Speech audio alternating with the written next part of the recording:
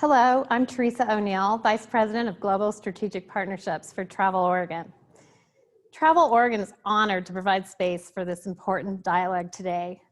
I want to note that these speakers are presenting from their own experiences and not speaking on behalf of Travel Oregon, and that Travel Oregon is committed to continuing to provide these platforms.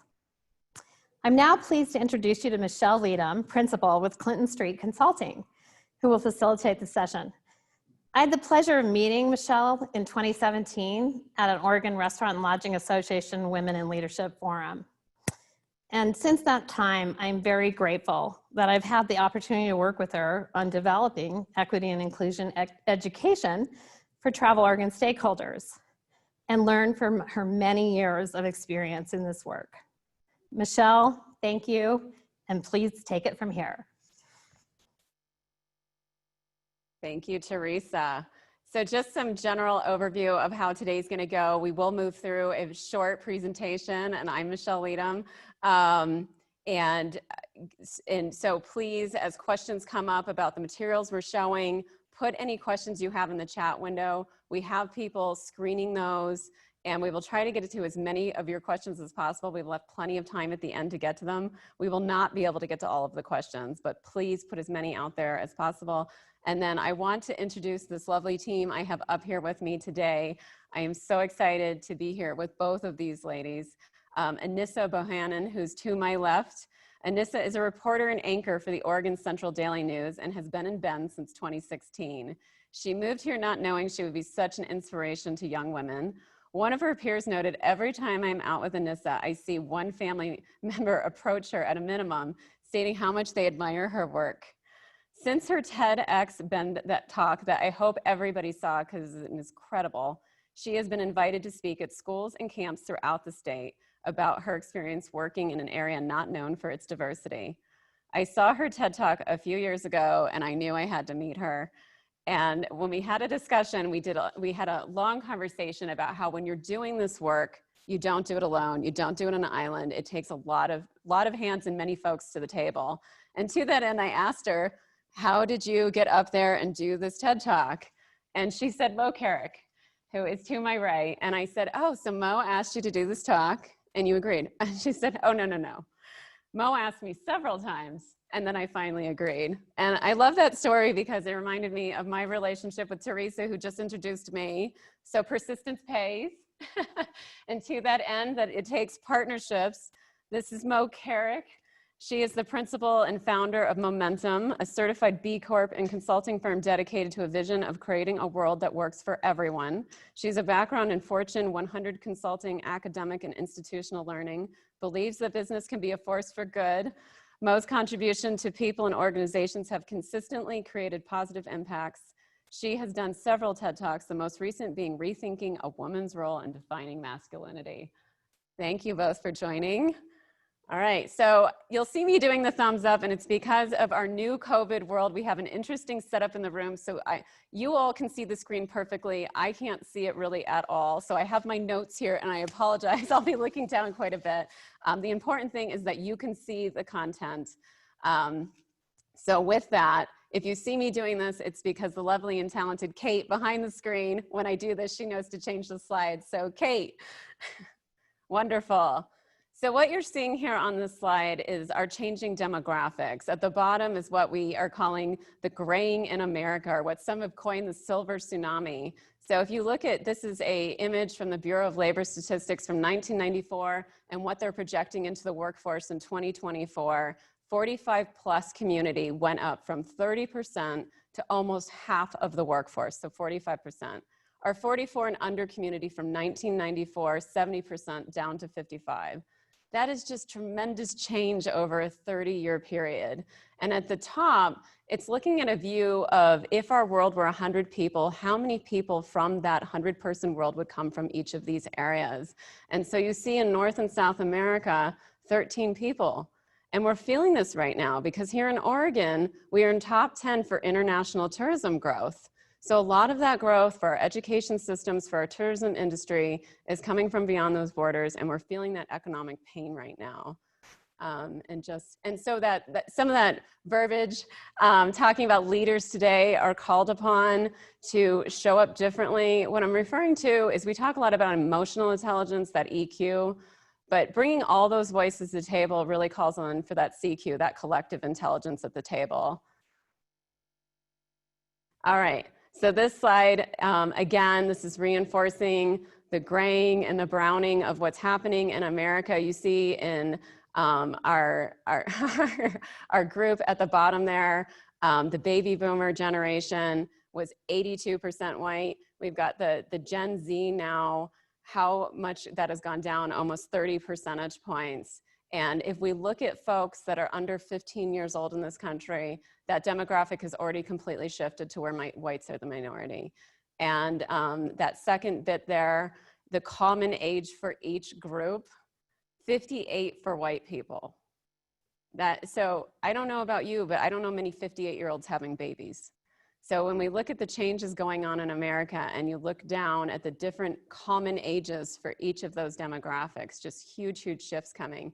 And under the column of Asian, I broke out some of the ethnicities that make up that group. I could have done that for all of the groups, but what I really want the takeaway to be is that when you aggregate your data, you miss a lot of the information. And so when you're doing this work, it is essential to disaggregate your data and get the information behind it. Next slide. And so we see here, this data is from 2016 and 2017, so it's perhaps shifted a little, but the more things change, the more things stay the same. This is this disruption going on right now. This is where people are saying, hey, the change is here, it's coming, and we're not seeing it at the highest levels of leadership, what's going on. So if you are a leader at your organization and you are complicit or your organizations mirror what you're seeing here, you know, what changes do you need to be making so that you are keeping up with where growth is coming from and what is legitimately happening in our area? And you think about, like, this data is used to, this is what we talk about of the myth of meritocracy in this country. That is not about ability and achievement when this is what the numbers are looking like. So this competitive advantage for a select few in certain areas versus what is a competitive advantage for our country, for our institutions, for our companies. And, you know, this is where on this next slide, we talk about patriarchies and hierarchy structures are not just systems of boys and men. It is systems endured by all of us. And when it is intersectional, it gets worse. And I really, when I saw Mo's TED Talk, she just does an exceptional job of talking about, you know, explaining why when we're framing these discussions, we're not saying everybody, you know, too often when these discussions happen, we're saying everybody but men, right? And we need everybody at the table. If any of you have read that book, The Boy Crisis, it is very long and very detailed. And it really talks about what's going on with our young men in this country, experiencing what they're calling the purpose crisis. And you see that there were more mass shootings than there were days in the year in 2019. And this is just some statistics. 70% suicides last year were white men. 97% of mass shootings resulting in over 1,000 victims were perpetrated by men. Male enrollment in college has now fallen millions below enrollment for women. And when you look at what's going on today, where there's 3 times as many men of working age who do not work at all compared to 1969, what does that look like when college enrollment has fallen that low? 70% of divorces are initiated by women. All right, next slide. We're flying ahead. And, you know, this is to show, this is what we're all feeling right now. The graduations in this country have really looked very different. This pandemic we're all experiencing right now, our communities have experienced it very differently in this country.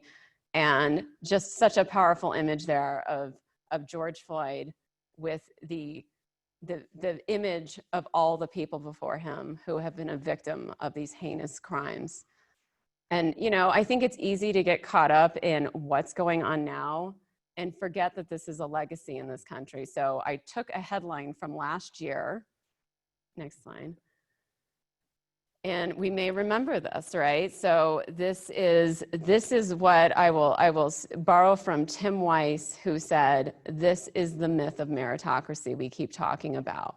If these Hollywood actresses, so some of us might remember that they bribed the schools to get their children in. And so Tim Weiss said, come on, if we lived in a true meritocracy, these women would have gotten their children tutors. They would not have bribed the school to get their kids in. And this quote I have across the screen from Brian Stevenson. If you don't know who Brian Stevenson is, write his name down. An incredible person. He's become somewhat famous since his movie and his book came out called Just Mercy. And I'm gonna have to apologize because I'm so far away from the screen. Who's gonna volunteer to read this for me? Thank you, Kate. Kate behind the scenes. Our criminal justice system treats you better if you are rich and guilty than if you are poor and innocent. There you go. Appreciate the help there. And then just one more slide, I think we have. Yeah, and then going back even further, here we have Colin Kaepernick, right? So again, it's easy to forget with everything that's going on that this has been a long time coming in our country. I mean, and that image of him with locked hands with Jerry Jones, I think all of us remember this. And then going in, this happened a few weeks ago in Oregon. Black family escorted off the Oregon beach after 7 men launched a racist attack. And we're going to talk about this a little farther in the program, but I just wanted to introduce that, what's going on locally, and one more.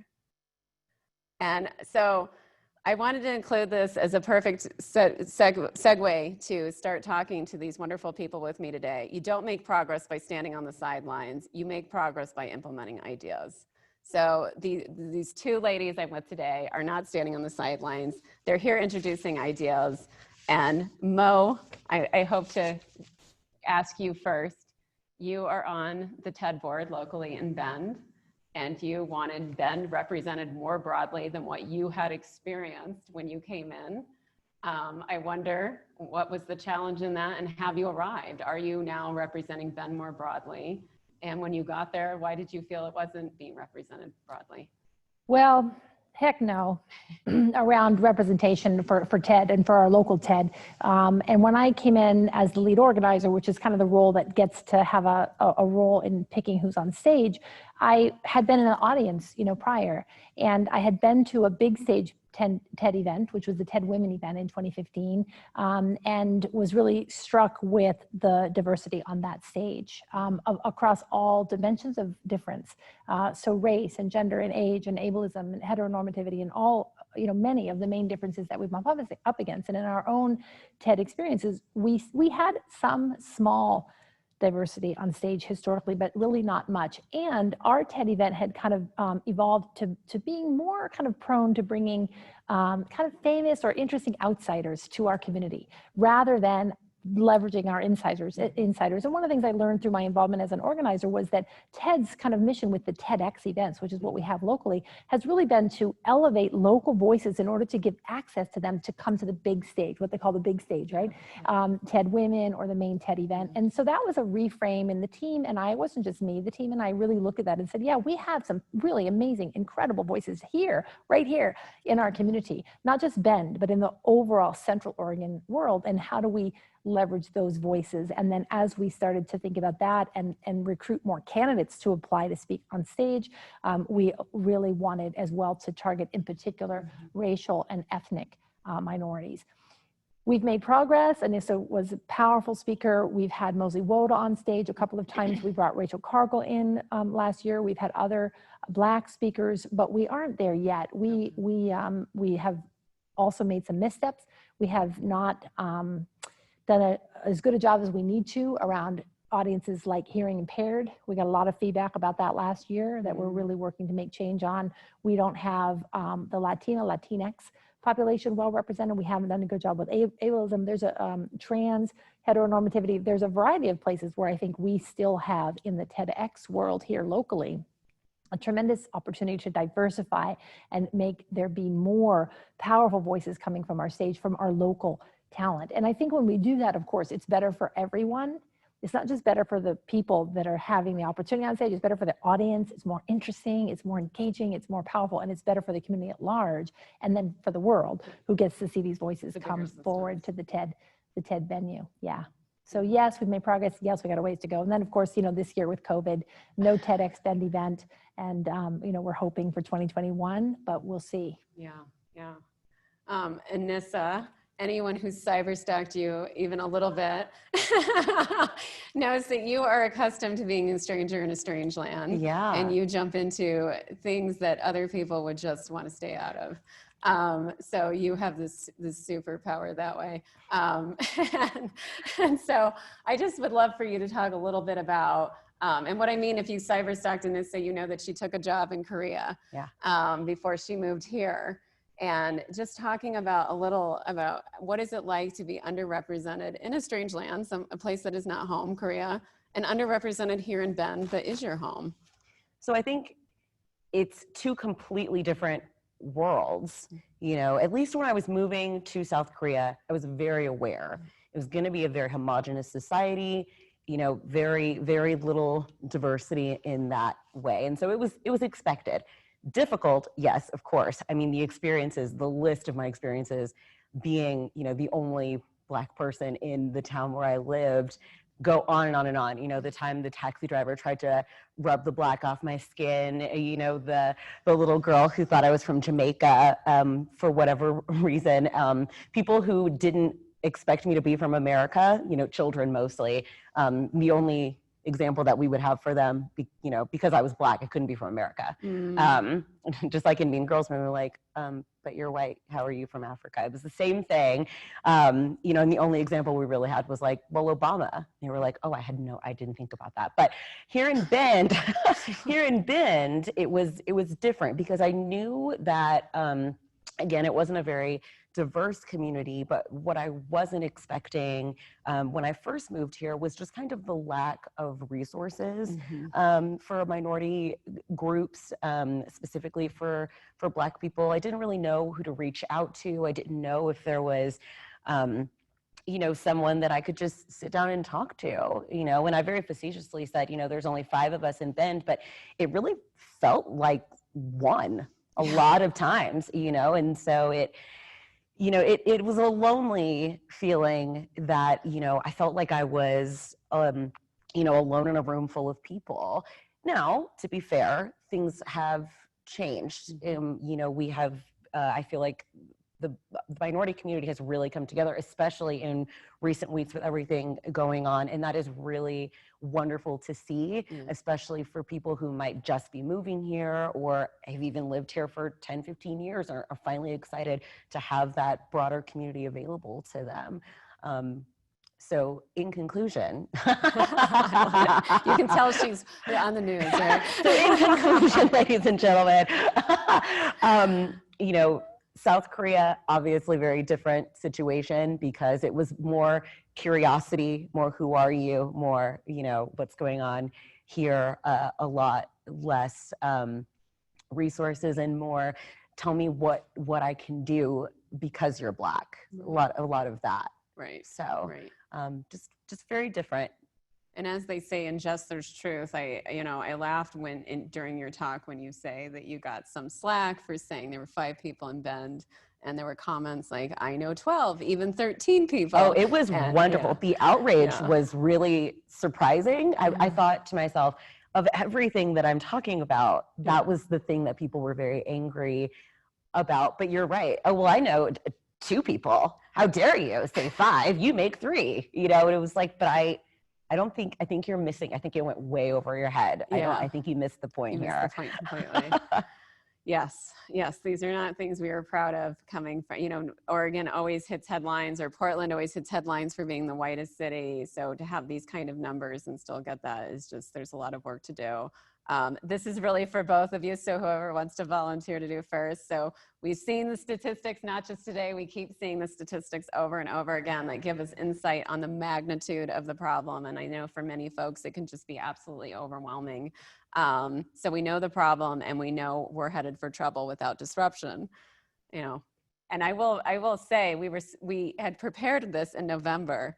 And so everyone watching this knows we've had a lot of disruption. So I laugh sometimes reading these questions that are all still very relevant, but some of it's just humorous given how much disruption we did not foresee experience. So I just want you to know, even 6 months ago, we thought there was a lot of disruption that was needed. So for the people watching this, whether they represent a company or whether they represent their city or an institution or themselves and their families, I mean, parents are at home right now having to answer questions that they never did before. Where do they start? Well, I could take a whack. Since a lot of those people in the current environment, probably a lot of you out there are like me, white. And I'm actually really proud to start because I think sometimes, often when we ask that question, it goes like this. I, the white person, say to the person of color or the black person, where do I go with this? Expecting him or her to answer the question. And so I think one place we go is we consider what our part of the story is. And historically, you know, when it comes to dimensions of difference, we tend to focus on what I would call outsiders in the work that we do. We talk about outsiders, which include in all dimensions some predictable categories. Outsiders are typically women, people of color, and non-heteronormative, and non-able-bodied, or people with challenges, physical challenges. And insiders are typically white, male, heterosexual, and able-bodied. And so I think that as an insider in some dimensions, and I'm an outsider in some dimensions, a good place for me to start is to look at my own self. And for example, in this area you're calling out particularly right now, I think, Michelle, to look at my whiteness. Mm-hmm. Because whiteness is what built racism. It's my ancestors and my relatives and my companies that I work with and for that have built the systems of oppression that are built on systemic disadvantage, that are connected to the idea of privilege. That benefit has come to people like me who have white skin due to no effort of our own. And so for me as a white person, I think the work starts right here. It starts with looking at that and sitting in that and living with that and thinking about the paradox of, okay, it's not my fault that my ancestors set up systems that benefited people that look like me, but it is my responsibility to figure out how I want to be in that right now. Yeah. And I was sitting with a couple in doing socially distancing dinner at our home a couple of weeks ago, two white couples that are local and friends of ours for many, many years. And it was such a wonderful conversation because in the middle of dinner, one of the women said, who's a friend of mine, she said, you know, I really want to talk with you all right now about our privilege. I've been noticing that I have privilege I never even thought about. And she was talking about the treatment she gets when she goes shopping. And I was blown away. Now I work in the realm of diversity, equity, inclusion, so that, and my husband does as well. So we talk about a lot at home, but to have a white person at dinner bring this up totally casually, I didn't prompt it. And I thought, all right, now we're getting somewhere. And she and her husband were sharing what they've been thinking about, reading and watching, completely different than any conversation I've ever had before. And I felt like, hallelujah. Yeah. And that's where we start. We start with noticing our privilege, sitting with the discomfort of that, knowing what that means, and then thinking about what do we want to do about that, whether it's a dimension of privilege related to race or ableism or anything else. I think that's one of the things that I would say. Yeah, and that's so important. I mean, I talk to a lot of white folks and say it's more mirror, less microphone. So really doing that internal work. And, you know, I think sometimes that term privilege is hard for folks. And I love one of the thought leaders in the space who said, you know, if you don't want to grab onto privilege, at least consider all of the things you've had immunity from, and police brutality and all these things that have not touched your life and you haven't had those shared stories. But I really just want to double down. You're both right, absolutely. But I really want to double down on the don't put it on your Black friends, employees, your family members for us to educate you. Because here's what happens. It puts us in a very uncomfortable position where suddenly I'm supposed to have all of the answers for every minority group on earth. It's re-traumatizing, to be quite honest with you, to have to keep talking about the, you know, different events that are going on, you know, and so I've actually found it a lot easier to kind of say, you know, I don't really want to have this discussion, not because I don't want people to be more fully educated, but because it is exhausting. You know, you're constantly all day long, pretty much every day of your life, living this, experiencing that you don't have privileges that other people have. And so then when someone comes to you and says, oh, but I just realized that I have all of these things, what should I do? I feel bad. Mm-hmm. And so it's important just not to put that, what they call white guilt, onto your friends of color, to your other minority friends.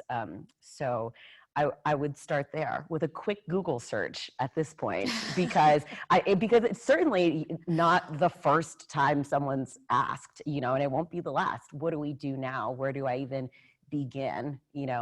Type. I'm laughing because it is that easy, right? And I mean, you think years ago, we did not have access to this kind of information. So right now, I will echo that, and thank you for sharing that, because it just seems it is a choice now to not educate. It's so accessible. It's so easy. So yeah. One thing I think, and I love what you're saying, and my friend and colleague from Idaho, Cherie Buckner Webb, who's the only Black senator from Idaho, she retires in September. She says, I'm not your Bloogle, right, about getting data. And I am sitting as a white person right now, I'm really aware of my own grief and what I wasn't taught, right? I wasn't taught the real history of Oregon. I was taught about the Oregon Trail. I wasn't taught about redlining. I wasn't taught what happened to the indigenous people that lived here before us. I wasn't taught. So now I need to educate myself and learn that, and hopefully we'll do better tomorrow on how we teach. But I also think that there's an emotional footprint there that is even more powerful than what we get educated about, which is, what does this mean to me and what does it feel like? And I think for those conversations, we do talk with each other as white people, and we talk with our friends, colleagues, and acquaintances and neighbors who represent dimensions of difference, but we don't talk about them from the lens that you're speaking of, and it's like, educate me. It's more like, let's talk about how this is for you. Tell me what's happening for you. And and by the way, it's reciprocal. I'll tell you what's happening for me too, so that I'm not just about re-traumatizing you, but I'm also telling you my own story of how I'm sitting in our partnership, right? And that takes time. If you don't have any Black friends, you're not just gonna make one. Right. Because you see them sitting across from you. Will you be my friend now because you're Black? No, you're going to have to cultivate I'm sure. And it's terrible. We wouldn't expect that across, within sameness. So I think there's an emotional footprint that is also really important to think about. Well, it must be so overwhelming, to suddenly think, oh my goodness, I didn't realize, right? Yeah. I don't know. Well, and even something you were saying earlier, Anissa, made me think of a training group. I have a demographic sheet I have them fill out. And on it, they had a list of, woman, man, and they said, they were so proud. They said, we have 2 Black people attending. And I said, oh, okay, are they African American or where are they from? And they just went blank. They said, what do you mean, where are they from? So, that slide where I had those ethnicities broken out for Asia, I mean, like I said, I could have broken that out and it could have been Jamaican. It could have been a whole list of ethnicities. And so that's, that is where they're starting from. It's more information that they don't even understand. And so often, like I said, it's so important to disaggregate your data for that reason, because the populations are so different. But I asked Anissa her permission to not, because I wanted to make sure I wasn't re-traumatizing you. Yeah, so she gave me permission. She reports on the news every day, and you can imagine what's going on right now. And so I was just hoping she could share with us her experience of what it's been like, because I imagine not only do your friends want to come to you right now for these inappropriate things, they also just look at you as an information source because of what you do for a living, right? Something going on outside? I didn't realize that there was anything happening. If you all have not Googled Anissa's name and see some of the news stories, you are missing out. No, it's thanks. It's been very interesting to be in the middle, because of course, as a news reporter, my job is facts. I'm a journalist. I'm not allowed to get emotionally involved in these stories and what's going on. But of course, I'm still a Black woman. And so I have all of my feelings. And there have absolutely been days, luckily now I'm working from home so I can weep a little more openly just whenever I kind of feel like it instead of hiding in the bathroom. But, where it's, laser focus, I just have to focus and get through this as factually as possible so that I can't let anything filter. But then what happens is as soon as I'm done doing that, the laptop is closed, all of those thoughts, everything comes to me because I've been suppressing it all day long. But what I have seen, very interestingly, is of course there are the angry voices on all sides. There is the negativity, but in the midst of all of the craziness that's going on, I will say that I have seen so much good out of people. I have seen people come to other people's aid. I have seen, just conversations, well, I guess heard and seen, but I've heard conversations happening, among colleagues, among friends, among strangers that I don't even know that have not happened before. And to help be a part, especially in this community where you're right, people do kind of turn to me both as a journalist, and a Black woman, to be a part of that change in any way, shape, or form that I can. So my station, allowed me to go on air and kind of talk about my experiences in Bend, which was amazing and wholly cathartic. They absolutely did not have to do that. They did not have to give me that stage. We could have kept it, very just factual news. For them to be able to give me that moment to be heard, and then for people to actually hear it. I got stopped in the grocery store. Someone just said, "Oh, thank you so much for sharing that. We saw it on the news, and I'm sorry that happened." And I didn't think anything of it. Once I was done, I was done. It was like therapy for me. I was like, "Blip, I'm good. I think I'm done with all of this now." But to see the community around me gradually kind of see the differences amongst people and to want to help initiate that change is a beautiful thing. I mean, I'm starving for it, right? So as much as I need, and you touched on it, people of shared identity, shared whiteness to bring up these issues, we need to hear from our broader community, and you don't realize how much you're starving for it until you see it, if this is a value for you, right? And you touched on it a little bit, Mo, but I was hoping you could delve in a little deeper. You said you had this dinner where privilege came up, but this is such a big thing for white folks right now to really understand. And I'm just wondering, in the consulting world, we call it the WIFM, the what's in it for me. So for folks who are maybe still standing on the sidelines, sitting with discomfort, how do you get them to the table to really say, what's in it for me? Well, I don't know, really, Michelle. I mean, it's such a good question. I think we get them to the table by being curious and by really wanting to understand like how they see it. And one of the things that I've noticed in the work that I do, and I know we're in similar work as well, is that in particular here in the US, diversity and inclusion efforts, which often haven't included the word equity, I think we're appropriately adding that in now, have targeted an audience that is mostly made up of outsiders. So it's the training sessions that we've had to have targeted women and minorities in particular. And white men have been kept out of that conversation. And often when it comes to talking with other white people, it's white men and white women who don't feel like they are part of the conversation. In fact, some of them are even embarrassed, or I would go so far as to say they feel ashamed that they are even white. And so I think what I would say is you didn't choose being white, and neither did I. Just like Anissa didn't choose being Black. We were born that way, right? We were born that way. And because we are that way, it shapes how we're in our world. And so I think one of the places to start and with other white people is to try to invite an invitation around what is whiteness like for you? How did you learn about it? I was just talking with my son about this because he was doing a book study group, I think, on white fragility with Robin D'Angelo, and he was talking about how did he learn that being white was better than being Black? And of course, I noticed myself getting automatically prepared to be defensive because I thought, oh, he's going to say he learned from his mother, like that's like, I'm sure all the bad things are because of me. Like, I am sure I raised him to be racist because I myself have racism in me. And he didn't specify me, but he did speak about how he got a message. He sort of inherited a message around what work was his work, and it wasn't manual labor. And he was really impassioned, still is very impassioned about organic farming. And he was like, I got a message early on when I was even pre-teen. He later went and lived in Indonesia and worked at an organic farm, but he said that wasn't the work I should do.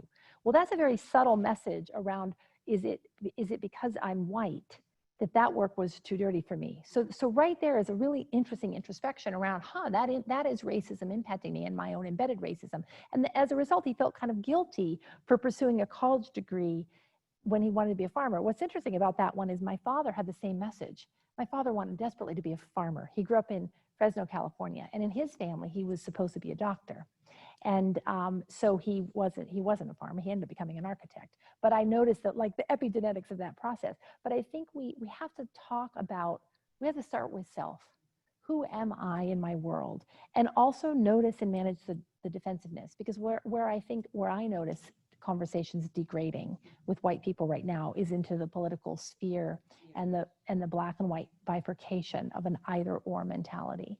And I think if we can somehow find a way to say, what if that is true and that is true? What if I can believe this and you can believe that, and we can still be in dialogue, learning about each other? Why do you believe that? Tell me, why do you believe that? And isn't that interesting? And just be holding that container. I think that's one of the things we do. But to get there, what I think we do instead is, as soon as we hear why you do that, we're like, well, that's wrong. That's wrong. And we do it, as you said, Anissa, on all sides, which is shame. And then why would someone tell me their truth if I'm grounded in a position of saying that it's wrong? And so I think we've got to find a way to say, interesting, that's so interesting. Do you know where that came from? Who told you that? How did you learn about that? And I sometimes joke that I did not know I was white until I was about 23. And I didn't know I was white because I never had to think about being white. I lived with white people. It was only a person of color who brought to my attention that I was white. And I was offended because I felt embarrassed. This morning I was in a session with a colleague who's African-American. He grew up in Chicago, and there was another colleague on that session who was talking about he grew up in Chicago and he never knew that he was white because all he knew was white people. And my colleague said, I never knew that whiteness existed. I only saw black people till I was 8. They both lived in Chicago in the same city, but one only knew about blackness, one knew about whiteness. So that's interesting. Right. And what a conversation they could have about, so when did you discover that you were black and other people were white? And when did you discover that you were white and other people had different color skin? And what does that mean to you? And I think that's powerful. And the design you're speaking of, I mean, there's so many organizations that I walk into, and they're exactly like those cities. They've been redlined because they have diverse workforce come in, and there's a certain part, and I'm like, your corporate, when you look at the demographics, the redlining has continued. Absolutely. Right? So it's not just where they live and where they grew up, it continues where you work. And I think for some folks, what you were making me think of is, I often hear people say, am I supposed to apologize for something I was never part of? And I think that's where, we have to invite people to the table and say, no, we're not asking you to apologize for hundreds of years of history. But if your community is zoned in such a way, if your workplace, what are you doing? Are you complicit in these systems and structures today? Are you actually having your values match how you live? And the answer is yes, you're complicit, because the systems were built this way. The systems are built because whiteness is seen as better. And so I am responsible for looking at the systems in which I work to have an influence to challenge that bias and to look at it and to be willing to own it and to say, what does that mean then? And because it's not my fault that the systems were built this way, and I am responsible for changing the ones that I'm in. And I find with some folks, it's the loss aversion, like that they have this awakening. And what I mean by loss aversion is that we've lost our Italian markets. We've lost in this escape to whiteness. We are now so homogenized in even how you purchase and we live. So everything looks the same everywhere you go. The identities have been lost regardless of what you represent. So tuning Your own identity is another thing that we can do, Yeah. right? Learning about your own heritage, Right. you know, and in reclaiming it. Right. Right. Absolutely. Anissa, I want to switch gears. I loved what you said when we were talking on our conversation, if you remember back. We've had a few since, but when we met, you said sustainability, I don't want to misquote you, without sustainability, there isn't growth, and stagnation benefits no one. People are sometimes confused about how sustainability and DEI go together. What do you have to say for those confused folks wondering what this whole sustainability DEI is about? I just think what I meant by that certainly is just, you know, just like what we've been talking about, it is difficult to change. It is very difficult to, and you might feel overwhelmed, you know, because it's not just people, it's systems that have been put in place. It's, you know, different populations and things like that. But, you know, if we just sit and go, oh, well, I don't know what to do. I'm so overwhelmed, which I'm so guilty of, you know, on a much smaller level. Like, you know, I have to do the laundry and dinner and I don't know what I'm going to do. So I'm just going to do neither. But I mean, it's the same thing in the broader conversation. You know, if we just sit back and say, well, I don't know where to begin, or I don't know how to change things, or what can I do as just one person, then stagnation, that's what happens. And it doesn't help anyone, you know. Eventually one day it will change, but it has to start with one person. That could turn into 10 and then 100 and then 500, who knows. So I think that's what I meant by that. That was such a long time ago. I couldn't even remember saying that. That's so. It was a great quote. I sound really smart. It was a great quote. And I just want to stick with that same thing because I think it applies. Is, you know, you were asked to speak at schools and camps and open the door for some broader discussions following your TED Talk. And I just wonder, what have you seen, those impacts? I mean, certainly some of the impacts were even being asked to go and speak at schools and camps, but what was the impact from that? Yeah, so I think perfect example, I went and spoke at Sisters High School, which just to their leadership class, just about my experiences. And then we talked about, you know, why travel is so important, why it's important to get out of your comfort zone. And it was so interesting to me in this class of all, you know, Caucasian students to have this conversation. And I just remember thinking, none of this is getting through. Like and they're teenagers, which means, you know, eyes glazed over. I've been talking for longer than 5 minutes, but, you know, slowly but surely, these hands start going up. People are asking questions. What's it like? Am I racist? What about, because I've never experienced a person of color, really, am I? And we're having these discussions, and, you know, it was wonderful. It was like 45 minutes or so that we talked about this, and then I left. And my partner actually works at the school. And so he came home one day and he said, so I had one of the students that you talked to, you know, in this class come up and, you know, tell me about conversations that he was having with his friends at lunch, you know, about this. Oh, here's what I, you know, was learning. Here's what I was hearing about, having that discussion. And so the impact is really, even if it's just that person that comes up in the grocery store and says, wow, I didn't realize that was something that happened to you. That's an impact. It's like, I feel like I might not have changed that person's mind in any way, shape, or form, but I have managed to tell a story that they might not have otherwise heard. You know, same with these students, same with anyone that really I've either come into contact with in the community or not, you know, people that may have just heard my TED Talk or just, you know, heard me at any number of things. So the impact is positive and honestly a little overwhelming sometimes. I still get messages about my TED Talk 3-4 years down the road. People will still message me on Instagram, on Facebook, emails that say, wow, I just watched this. This is so great. I live in Calgary. And you're like, oh my goodness. Hi, what does Calgary have to do with Anissa, this one person? So it's so crazy to see and hear those things. Yeah. And I'm laughing only because the next question is, what do you think the most important thing is happening right now that's creating our new normal? Don't take the low-hanging fruit. Don't do it. I feel like I've talked a lot, Mo. You can take this one. The most important thing that's happening that's influencing the new normal. Yeah. What's the most important thing happening right now, creating our new normal? I think everything that's happening right now is changing our new normal. I think the election we have is influencing our new normal coming right up. I think the global pandemic is absolutely impacting everything about how we do life. I think that the racial unrest and the ongoing protests and organizations in particular, like what I'm seeing in particular, is that systems, education systems, healthcare systems, travel companies, private industry, government, every sector is talking about race. They're looking at how they do things.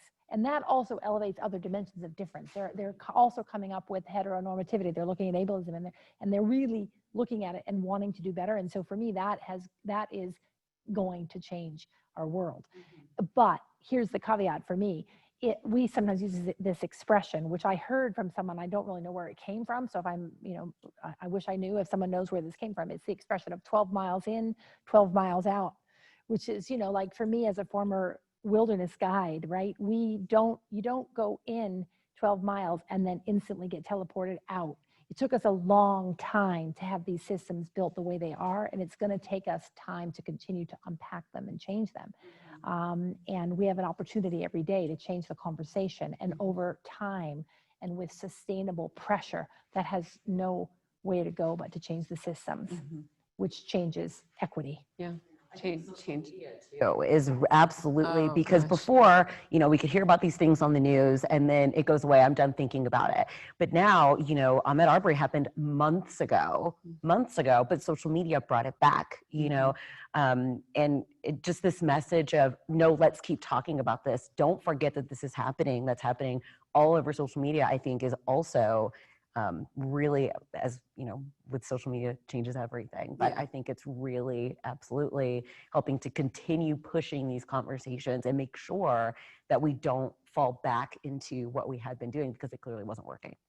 And touching on that, I will say there's a lot of generational clashing right now. And part of it is we're talking about culture, and culture in America has been, don't talk politics. We're going to be polite. And there's a power dynamic there of who can talk politics and who can't, right? Because there's billions of dollars spent in this country on lobbying. So someone's closing the door and talking politics. So you think of who does it benefit and who does it burden? And I see this, when you said that, I see this with our young folks challenging that. And these different generational workforces are really struggling because they've played by that rule book of, well, let's not get political at work. And the younger people are calling out these headlines of these expensive fees paid out to lobbyists and saying, well, hey, someone's talking politics and this is impacting my life. So these are policy decisions. And so I really am seeing this happening, and I'm getting clients talk to me about things that they never dealt with before.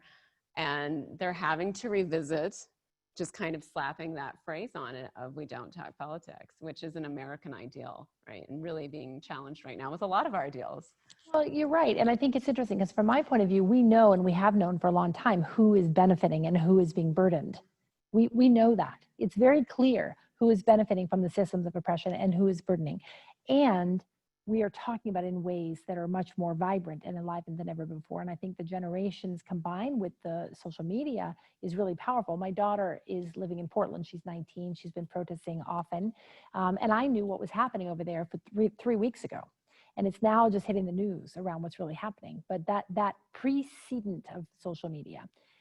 But the other thing I was going to say is that I think that we, and it's about the balance of power, is that I think that we could really easily, if COVID lifted and we got a vaccine and the media attention around this racial dynamic slowed down, I think we could easily go back to our heads in the sand around an economy and a situation that benefits some and compromises others in a significant way. And I really think it's critical that we each own our part around not going back. We're opened now. Our minds are open. Let's keep talking about it because it would be easy to kind of be like, whew, glad that's over. Now we don't have to talk about it again. And that's happened, right? The civil rights movement It's happened, but I think of that slide of showing where the demographics are coming from, and companies, businesses, it's grow or die. And so for me, this work is not about bottom line and profit margin. I do come from it from a lens of equity and social justice. However, it's simple math, right? When you've got this amount of growth coming from a certain sector and you want to remain tone deaf, that's a decision, right? You want to jump into the plot? You are reporting on this all the time. My mind literally was like, I never thought about this. Like I was like, I wonder if this is a story. Like, I'm not gonna lie, my mind immediately, I'm still listening though, I promise. Well, there's a connection, and you're alluding to it, and it ties a little bit actually to Travel Oregon and travel as an industry too, which comes to mind with what you're saying, right? That travel's been so impacted by COVID, and on a global basis, travel has been growing, especially the sector that I love the most, which is adventure travel, which Oregon is like really great for, right? But I think that what I'm seeing challenged right now differently than I have in the past around issues of equity is that the economic system is also broken. You know, when you have 80 people holding more wealth than 35 billion people in the rest of the world, then you have a problem. And so that's what you're speaking to around shifting it. I think the same is true in travel. If travelers want to see the unique, interesting places in Oregon or around the world where the real people live and how they farm and how they ranch and how they do what they do, we've got to be willing to notice and look at the diversity that's represented there. Right. Otherwise, we're just like, we might as well be on a Disney train watching by a fake scene, you know, and that's not travel. That's not an experience of vibrancy. So that's where we're headed after here. I want to close with that though before we transition to opening to Q&A. I haven't gotten any red flags. How are we on time, friends back there? Are we good? Okay. Team Awesome back there keeping us going, because this is a contentious thing as well here in Oregon, right? We've had a lot of growth, a lot of economics coming in from tourism, and you've been involved in adventure tourism for quite a while. So let's just close this out with the good, bad, and ugly before we really jump into some ugly that happened recently. Yeah, well, there's so much to it, right? I mean, I don't know, you both are, I think based on how I know you both, you're world travelers, right? And for me, travel has been the portal through which I both learned the world and also learned about myself. You know, it's the only way I ever got to experience what it meant to be the only white person in a sea of blackness. It's the only time I ever learned about what it was like to not speak the language of who I was with and to see landscapes I never could have imagined. So I think travel is so wonderful, and travel is unfettered. Travel that's disruptive and that doesn't take responsibility for the people that live there and the places that we cherish is irresponsible and reckless. And so if we want our economy here in Central Oregon to benefit from travel, we need to also think about how does it happen that's responsible. I was talking to somebody recently who was talking about trying to go paddleboarding on Sparks Lake, and she was speaking of the line of cars that was almost 2 miles out on the highway. Well, that can't possibly be good for Sparks Lake, and it's not good for the people who go there who have to walk and carry. So we've got to think about and talk about how do we protect the places and the people, which right now we're needing to protect because of COVID, right? But also create the opportunity for people to experience these beautiful places, which still aren't even accessible, especially adventure travel still isn't accessible by the vast majority. And so how do we love something so much and yet make it be available to others? And I think there's some really good minds thinking and looking at that. Right well, now. You say thinking, but you really made me think of this full circle moment and what you were saying earlier about how do you want people to feel? And, you know, I teach communication classes, and language is such a limited part of communication. And so when you were talking about traveling and being around people who didn't speak the language, you have so much you're communicating with those folks without relying on the language. And I think that sense of comfort and safety and all those other things, often it's the actual communication that trips us up, right? Totally. So do you miss Korea at all? You know what? I do. I miss the food. Oh, you guys. I gained like maybe 10, 15 pounds when I lived there. Mostly because I literally had rice for almost every single meal, which is fantastic, by the way. I highly suggest it if you it's wonderful. I miss the food, but you know what? I do absolutely miss, in a sense of the not knowing the language, you know, all the way. Being conversationally fluent is certainly nowhere near fluent.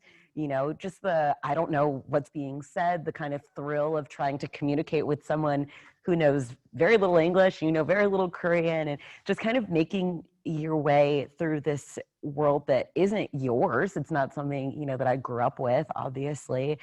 I do miss that kind of the, like, the adventure. And you were still able part to of it. communicate. Right? And I was still able to communicate, Yeah. if only barely. Yeah. All right. Well, I want to welcome David Pendleton to this group. And if my team here wouldn't mind going back to the slide on the Oregon, here's our four picture. This is David Pendleton. David is, it felt like we were getting the band back together. He was with me a year and a half ago when we did a panel, and you know, his story stuck with me so much, and I always enjoy our conversations. He is the CEO of America Hub Tours, and I'm going to start off easy. What's your favorite tour? My favorite tour is the 7-day Explore Oregon tour, because that gives visitors who come to the state an opportunity not just to see Portland, but to see the rest that the state has to offer and really get out and enjoy the great outdoors that we have here. Yeah. I just want to can you flip to that one slide? Because we want to touch a little bit on what happened here locally. David, before we started, was pitching all these questions that, Michelle, I think I'm going to ask you this, or I think I'm going to do this. And I was like, David, go easy on me, or I'm going to start writing questions for you. Oh, that's no, good. you know, it's the slide with the Oregon headline. So 2 up, I think. There we go. All right. So David is actually here to ask questions from what came in from the community online and the community next door. But I first wanted to ask him if you could go back into time. So we're all looking at this headline that happened. So for those of you who aren't aware, there was a horrific incident that happened on our coast, and 7 men attacked an Oregonian family who had been coming to this area for years. And they had to form a wall in between the family and these men. And so there was some outpouring after that of support, but ultimately this was a horrific incident for young children and the whole family who were there, and the people on the beach who saw this. So if you could go back into time, David, and change the sequence of events, and what led to the handling of this horrific harassment and trauma for our Oregonian family, how would that headline read? What story could have been shared if that had been handled differently? Because this is on the minds of so many right now who work in travel and tourism going, oh man, that wouldn't be me. And you know, those people who call me and say, no way, that wouldn't be me. I said, well, your organization represents those demographics. So what would be any different 100 years ago, 400 years ago, right? So. Yeah, so true. Yeah. Well, Michelle, first of all, my son and I have had many conversations about the recent events that's going on. And this one here, we've had discussion about as well. To be honest with you, I don't think I would actually change anything, because the fact is we have to own it. As Oregonians, we have to own that that is our reality. As American citizens, we have to own it, okay? So I don't want to go and create something that's not a true representation of where we are, because our past and present is still pretty much in a line. You know, when I think about this family and I put myself in their place, it's like, what if that was my family? Yes, I applaud the police officers who showed up, who done whatever they could to get the family off and safe. But at the same time, you know, there's a part of me that would still be on that beach. And it's hard to walk away when you know that your rights are not being adhered to and I'm being discriminated. That's a hard one. It will forever be etched in my memory. And trust me, there's been a lot of things I've experienced myself, like many others, okay? But when I also think back on, and you look at the conception of our Constitution, or the Declaration of Independence, which are both wonderful, but you look at our past and you look at some of the laws and things put in place, you know, the Jim Crow laws, one of them, there was events and laws that impacted Native Americans and also women's rights. And 1920, when the act was voted on, that really didn't make a difference. So I look at those things and say, well, really, what has changed? We're here now today, and we're still dealing with these issues. But I am happy at this point in time that we are having the protests that we're having. I don't support the violence or destruction that's happening to properties or small businesses, but the protests, when you look at those protests and you see a united representation of the United States of all different cultural groups, that's very pleasing to me to see in my lifetimes, because it tells me that there are generations that are coming up that are really taking this torch and running with it in a big way. Fact is, they're more educated today. The media is unbelievable with the exposure they're getting. Technology is so important right now. And so with what they've got there, and in addition to that, I see another generation or coming up that's not afraid to stand up and take action.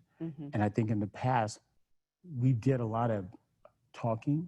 A lot of organizations say we're going to take time, we're going to learn, we're going to educate ourselves, but it just never goes any further than that. And so I'm looking at these next generations coming up, and since they're taking a torch and they're running with it, and that's good, because I think it's an opportunity now to truly hold our federal government to task. It's an opportunity as we look at organizations out there right now, even today, they're quickly looking and saying, what can I do to ensure that we have a statement or we have something in place, okay? We're looking at cities that are doing the same thing. So this happened in impact, and I think it's important that they're there and they're doing what they're doing, okay? When I also look back at 1963, Martin Luther King wrote his famous speech that we all heard, I Had a Dream, which I'm sure everyone probably heard or know of it.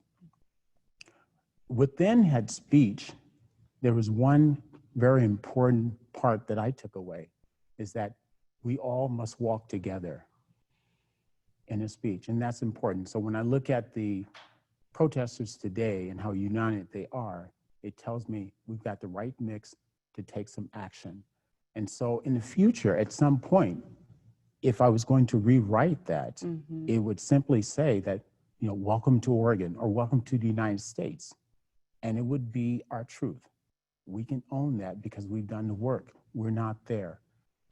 But there have been many people who have really worked so hard. And I would like to take this moment just to have everyone to recognize that John Lewis is a man that has done so much work, and we should never forget the work that he's done. And I hope that this, you know, the next few generations will just take and continue on what he's continued to build in this nation. You were channeling the thoughts out of my mind that when you were talking about seeing these protests when he passed away, I thought, I'm so glad he lived to see this. And, you know, I feel just pulled from some of what Mo was talking about, where she said, I think there's some people on the sidelines who just want things to go back to normal and stick their head in the sand, right?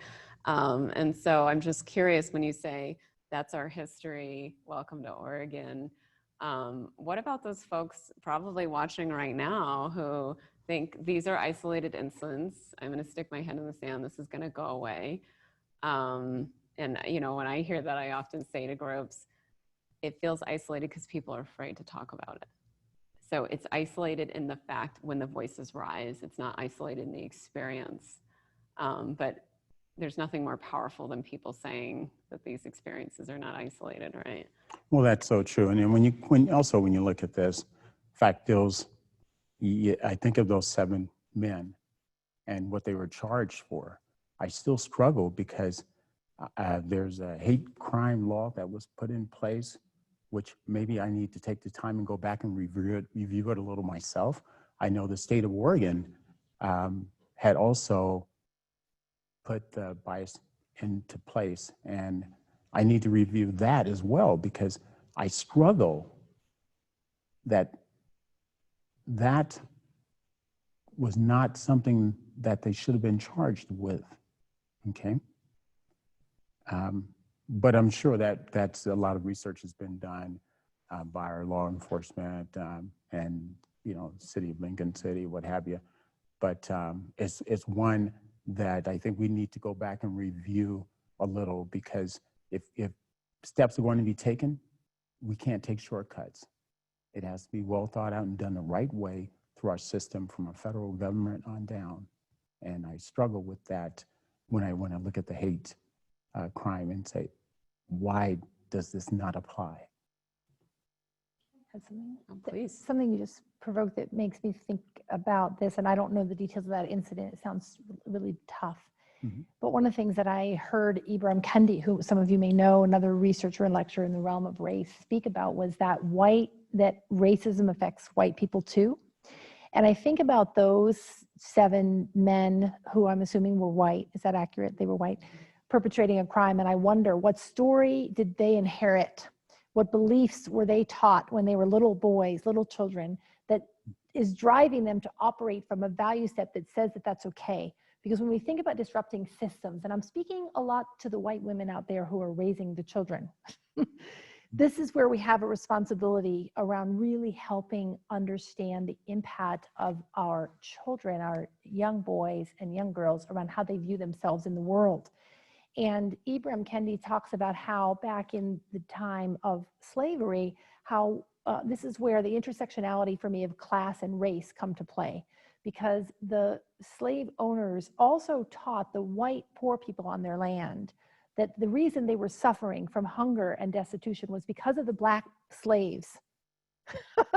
So if you grow up believing that the reason you're suffering because you're poor is because of the black slaves, as opposed to anything to do with the class owner, the white guy who owns the plantation, well, then of course you are going to feel victimized. You're victimized by by the white landowner, but you don't know it, because he's telling you the reason you're suffering is because of the black person who's at a lower rank and status than you.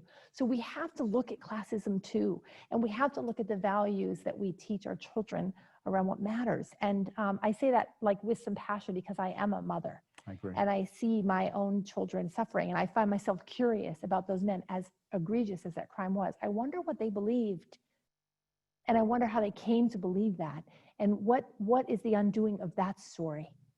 Right? And I don't know the answer. Yeah, it's interesting because, you know, we were talking earlier this morning before the session about how there's a reckoning of the American story right now and what people were sold, for sure. Totally. Right. On class and race. But Ibram Kendi, I mean, for those of you who maybe joined the training, because there were 50,000 people. So for those of you who think it's okay to stand on the sidelines and this will go away, 50,000 people on an hour talk he gave yesterday. 80,000 tried to get in, 50,000 were able to. This is not going away. And you can still watch it. Yes. You got a question? I don't have a question, but I am so happy to see that our audience have been listening, and they have a few questions of the panel that I'd like to get started on. Please, this is your floor ready now, David. Okay. And some of them may be easy questions, others may be a little bit more difficult, but that's why we're here, right? The first question is, do you think it makes a difference whether a management group or a board brings a white or black experienced consultant or hires a DEI, diversity, equity, and inclusion, staff member to help with training and restructuring an organization to include DEI? The question is, does it matter if the person they bring in to help is black or white? Black or, yes. You want me to take a walk at that? I'm happy to jump into it. But Yeah, well, I mean, I just wrote a piece about this. Yeah, and I think it's a question I get a lot right now because I am in that space, and I feel like if if you're trying to do work in your company and you have a skilled and experienced DEI consultant that is a person of color and they want work and you want to hire them, bring them in. Bring them in. What I would ask though is you bring them in as the expert who's going to help you transform your organization because they're experienced at teaching about systemic advantage and how to create processes and structures that will change you, which not every Black person is, right? But if that is their profession, yes, bring them in, okay? But don't put them in the position Anissa spoke about, which is now come please tell us everything we need to know because we know nothing. Don't act like a blank slate because this is about your work. So for me, the answer is also if there's a white consultant who's experienced in this work, who can partner across difference and is passionate about it, then, and they're who's available to you, bring them in too. Because there's work, the work that you have to do in your organization is probably more about insider issues than it is outsider issues. And an insider who's in this work and committed to it will probably be able to really support you as well. And so that's my take. Yeah, I mean, very similar. I mean, my concern is always if you don't have a vendor management strategy, it's immaturity in the space. So is this the first area you've looked at to bring diversity in, and why is that? Is it that white shame, or have you not less mirror or more mirror, less microphone kind of thing that is needed? But I certainly think you should have a vendor strategy in place that represents all types of diversity. We talk about the iceberg of diversity, right? So it's not just gender, it's not just race, it's all sorts of things that should be at the table. And if you're doing the work, do it. Yeah. I would just like to add that you shouldn't ask where do I begin for free. Don't ask your friends for free. If you are paying these people to come in, Yes. then absolutely, I think certainly it would help if you brought in someone who was of color, because now you're paying them for consulting. You're paying them for their help rather than going to your friend and saying, "What do I do?" Well, totally. And that's interesting you said that. And it's because I wasn't even thinking that you would be hiring somebody and not paying them. Like, absolutely. And I think that that's where you want to look at the skill of the firm or the individual, and can they help you? And hopefully they have diverse talent that can help come and do the work with you as well. So yes, it's value added to be paid. And this isn't an area to protect. We need everybody. Yeah, absolutely. Absolutely. Totally. Second question for the panel is, how can Oregonians and visitors best connect and support BIPOC, which is Black, Indigenous, people of color, tourism businesses in Oregon communities? I think really kind of doing your due diligence, just a little bit of research on, where are you going? Is there a BIPOC business near you? Is it a restaurant? Is it, is it a clothing store? I feel like that really helps. Every little bit helps within that community, whether you're a visitor or you actually live there. If you actually, we're just talking specifically visitors. No, it says visitors or locals. Yeah, I feel like, and then, if you actually live within a community, same thing, but also reaching out, maybe perhaps getting involved in these organizations if they'll allow you into that space. If not, don't take that personally. There are just spaces that are needed for people of color or, those who are, of the LGBTQ community or what have you. But just doing your due diligence, acknowledging these organizations, finding out how you can help. A lot of times it's, it's either it's a donation or it's volunteering. It's such little things. And just the tiniest thing really makes a difference, especially when it's a smaller organization or a smaller business like that. Yeah. And I think it is work to live your values. I think sometimes, when people travel, they look at those common sites and it may not be getting you what you want in terms of an experience when you travel. So you are going to have to do a bit more legwork. I know many cities have registries of businesses and who they're owned by. And that sometimes is a better start than just jumping on Yelp or jumping on TripAdvisor and going to the same places that everybody else does. I mean, that's part of helping to break down these systems and structures. I don't know what your experience has been with that. No, I would agree. And I just want to make sure that we're specifying, but when we say BIPOC, we mean Black, Indigenous, people of color. And I think that sometimes people use the term when we don't really know even what it means. Right. But I think you're right on. I sometimes think of it as four parts: learn, feel, know, and do. And I think companies in the travel space ought to learn who's out there in their space that might fit that criteria. What about the local stories are being told by people that represent Black and Indigenous peoples? And then are we investing in them? And I mean, speaking right here in Central Oregon, and most people who live here probably know, we have had a series of devastating crises on our local Indigenous population in the Warm Springs Reservation, what's happening there with a continuing water shortage.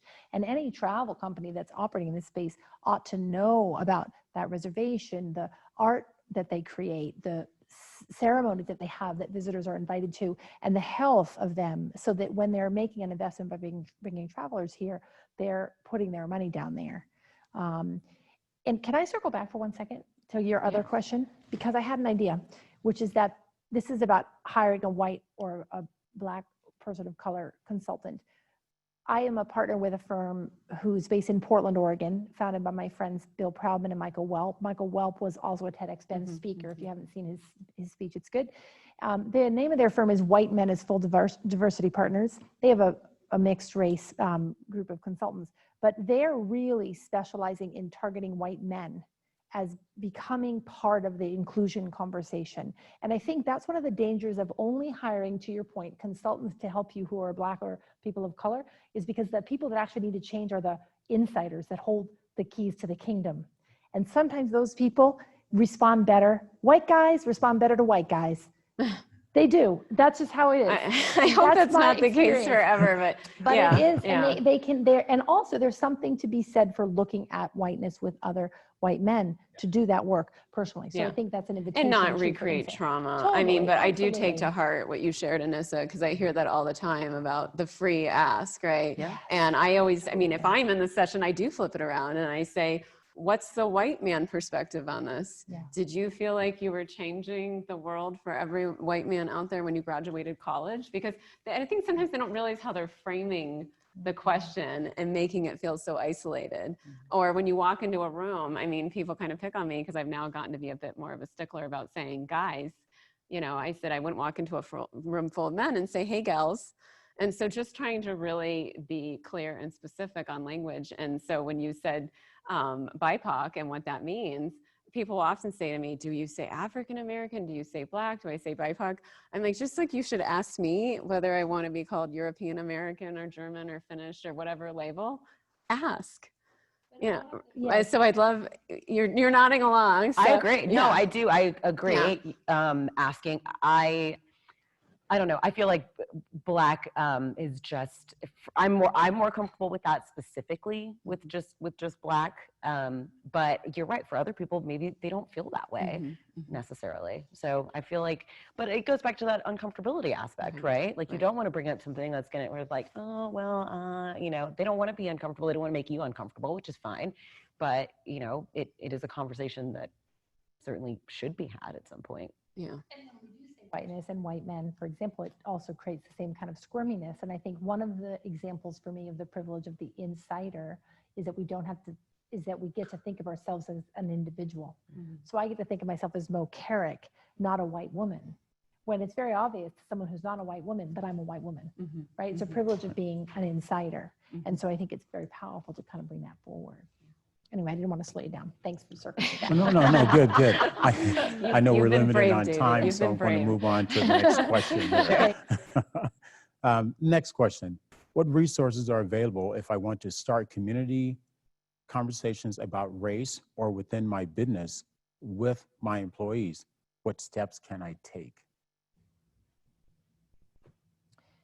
Well, one place people can go for small businesses, especially a young entrepreneur, Rachel Rogers, hosted a town hall after the George Floyd incident and produced a manifesto of sorts. It's a pledge actually for small business owners.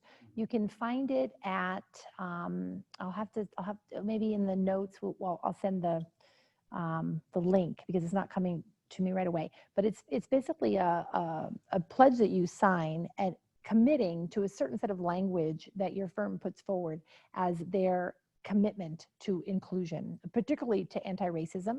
And something like that, there's also one for bigger companies called the CEO Pledge. You can find just by CEO Pledge. I think those are interesting places to start to bring into your workforce to talk about what does this mean to us? How might that, how do we want to weave that into our values to embody our commitment, what this means? And then of course, next you've got to start thinking about, and now what do our values look like in action? Because saying what we believe is one thing, but translating what we believe into how we do what we do and how our policies are established, that's the next thing. There are a lot of monthly groups. I mean, a lot of them are virtual now, so it's easier to join than ever before. I mean, I agree. We could probably include them in the notes. The CEO pledge and that, it's not a community of people coming together, right? But it is important to kind of, just like we do strategic planning, to put that statement out there. But I also would just encourage people to do some research about what's already out there, because too often people are reinventing and taking away resources from people who've been doing this work for a really long time and pulling communities together. That's a tough question because I don't know what community you're from that question. So I think if we knew their specific community, we probably would know some resources out there. Well, the next question I have here kind of ties into that, but the question is, what advice would you offer my 19-year-old daughter as a university student who is interested in DEI awareness and helping to educate and empower her community? Do it. Go, girl. Take all your friends to the voting. Yeah. Well, I mean, listen, do what you got to do. And yeah, go for it. That's my advice. And thank you. Thank you, daughter. And as you saw, you're of one of the most diverse generations out there. So it's, and this is said, please Google, you'll find your folks. Totally. And diversity really starts with self. I mean, people often will, they want to outsource the accountability of diversity, and they're not even diverse. And so be thinking about what you need to do for yourself. We keep saying, like, hold up a mirror, figure out what's going on. Why are you not diverse? Especially, I mean, I'm not giving anyone a free pass, but as you get older and older, it's even more irresponsible, right?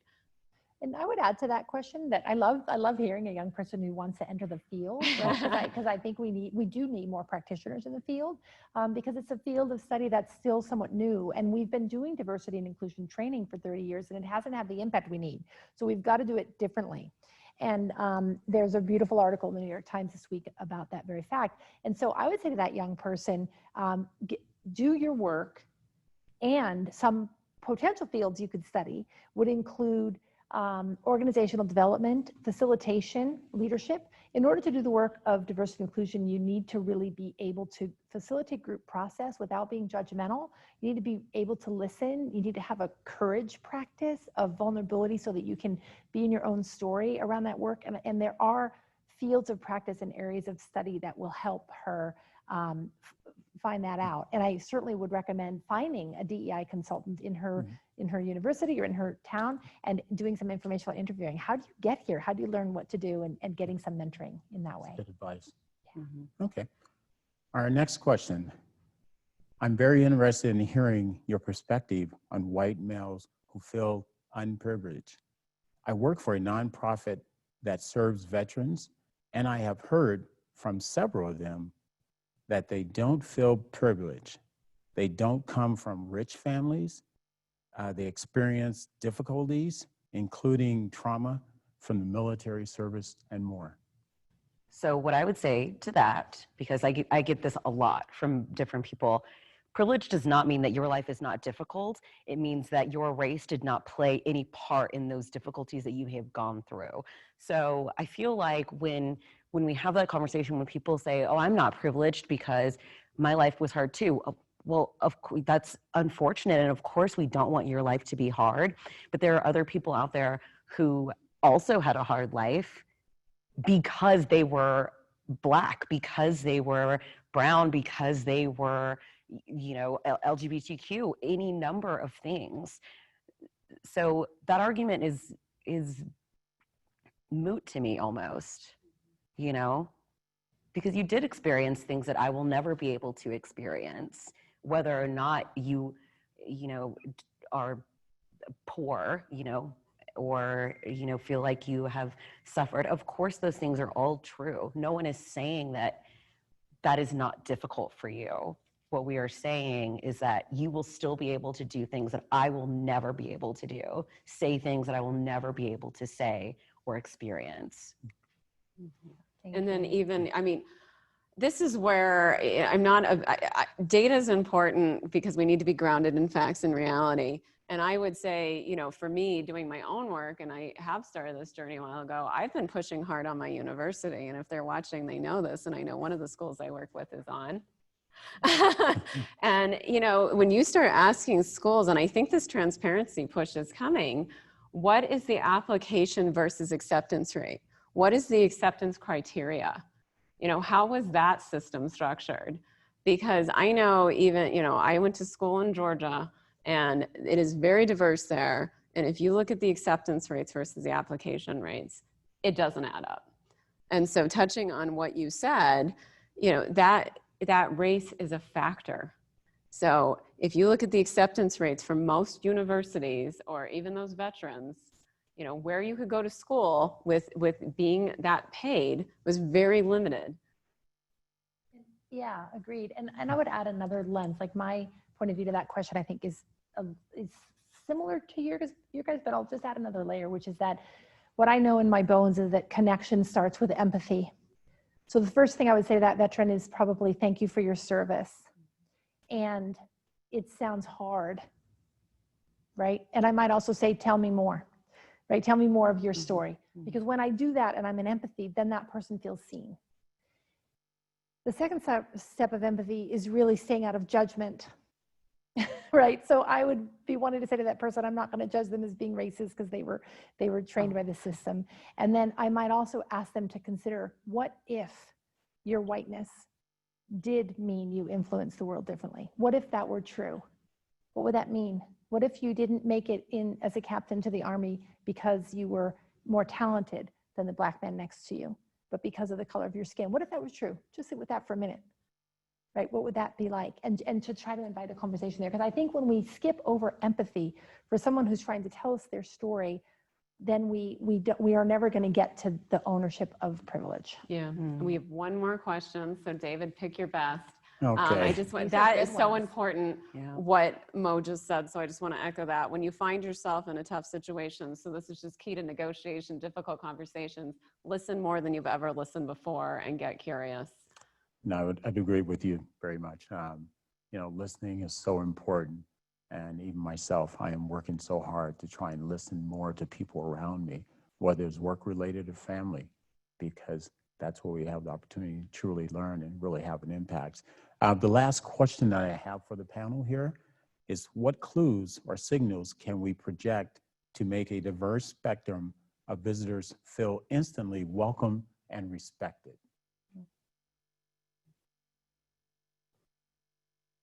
I think that's really up to the people in the community. You know, just, you can tell when you go somewhere that people are friendly, that they want you there. And I feel like that's very important, especially with, you know, minority groups. I mean, from my personal experience, I know I've been to places where I've said, oh, I don't know about this. My partner is white. And so, you know, he is like, let's go here. And I immediately start Googling, well, hold on, what happened here? Like before we go anywhere. Not, you know, not because I'm paranoid, but out of an abundance of caution. I don't know. I've never been to this place before. And so, you know, it really makes a difference because I'm very wary of new places because I don't know what might happen. I don't know if a family is going to start hurling racial slurs at me, and that wouldn't be anything on the town itself, but, you know, it is just really important, I think, and up to the community to really make people feel welcome. Businesses too. Yeah, and I would say one thing businesses can do is have a diverse staff. Right. One of the best ways for me to feel welcome is that there's people like me there, right? And so if I go to a resort and it's only male staff and I'm a woman guest, I'm going to feel like, hang on a second, are there any girls here? Like, do you guys have pedicures, or like, do you just all go hunting? Same's going to be true if I'm looking for a place to feel safe and comfortable on vacation. I'm going to be looking for people like me. So I think diversify your staff. That's going to be one of the biggest ways you're going to create a feeling of welcoming. And safety, right? Yeah. I mean, you said that and I instantly had a flashback of being in Belfast. There were no women. And I just immediately thought, we're not safe. Like, I'm not safe here. There's no women in bars. There's no women on the streets. There's no women in the grocery stores. So yeah, so when you're not represented, period, you just don't feel safe. Thank you very much. I think it's so true what the three of you has shared. And at the same time, as a business owner in the travel and tourism industry, it's so important. And I'll give you an example. When I first attended my first big trade show, I walked into a room of 7,000 to 8,000 people that were participating, and there was only, I counted about 5 of people of color. My next thought was there was an opportunity. And when I look in the state of Oregon, this is why it's always been so important that we seek to educate and expose our communities, because the more we do, it creates opportunity. And in the business world, if you want to grow your business, or when the COVID-19 is under control and we can truly move forward, it's going to take a lot of collaboration, and that collaboration it's going to have to include diversity, equity, and inclusion, because that's where the opportunity is when you're making good business sense and when you're looking to collaborate. And other companies are out there looking for companies that are truly invested, not just at the table of a conversation of business, but they're invested in moving forward. I know it's time to cut off here, but I hope that every business, every He saw a family cart out of there, martinis coming through, so. I see that. I hope that every business, every community out there really get on board and really work to change our communities. But I just want to say thank you to the 3 of you for participating today. Thank you. Thank you. There's a good study that was done by the Venture Travel Trade Association, which I'll send you guys, that you can, like, no, cut. I know, but we can share. All right. We can yeah. share it. Yeah, we will share some materials. Thank you, everybody. Really appreciate it. Let's keep the dialogue going. And we've got a lot of work to do in Oregon. Thank you all. Woo!